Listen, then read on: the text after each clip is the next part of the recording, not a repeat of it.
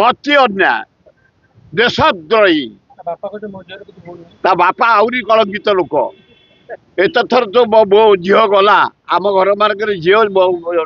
ଗୋଟେ ଭୁବନେଶ୍ୱର ଯଦି ଯାଉଛି ଗାଁ ଗହଳିରୁ ହିସାବ ରହୁଛି 3 ଥର ପାକିସ୍ତାନ ଗଲା କଣ ମଲ୍ଲି ନା ମାଳ ତା ବାପା ବେକରେ ପକେଇଥିଲା କି ମାଳ 3 ଥର ଯେତେବେଳେ ଗଲା ପିସା ଫିସା ଯୋଗାଡ଼ କରି ଯାଉଛି ଆଉଛି ହେଲେ ଝିଅ କୋଉଠିକି ଯାଇଥିଲୁ ଏତିକି ବୁଝିପାରିଲୁନି ଆହୁରି କଳଙ୍କିତ ଲୋକ ତା ବାପା ଦେଶଦ୍ରୋହୀଙ୍କ ଦେଶଦ୍ରୋହୀ ତା ବାପା। ଆରେ ପୁରୀ ମନ୍ଦିର କେହି ହାତ ମାରି ପାରିବେନି ସ୍ୱର୍ଗ ମର୍ତ୍ତ୍ୟ ପାତାଳରେ କେହି ହାତ ମାରି ପାରିବେନି ସ୍ୱୟଂ ଜଗନ୍ନାଥଙ୍କର ସେ କୌଣସି ଅସ୍ତ୍ର କାମ ଦବନି। କାଲି ଲିଙ୍ଗରାଜ ମନ୍ଦିର ଏଠି ଲୋକ ହାତ ମାରି ପାରିବେନି ଏ ଶିବଙ୍କର ସେ ନାରାୟଣଙ୍କର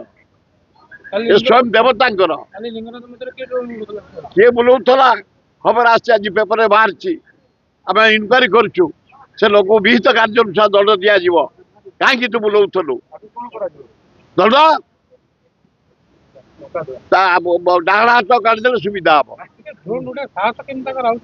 ସେ ଯୋଉ ହାତରେ ଡାହାଣ ହାତରେ ଉଡଉଥିଲା ସେଇ ହାତଟି କାଢିଦେଲେ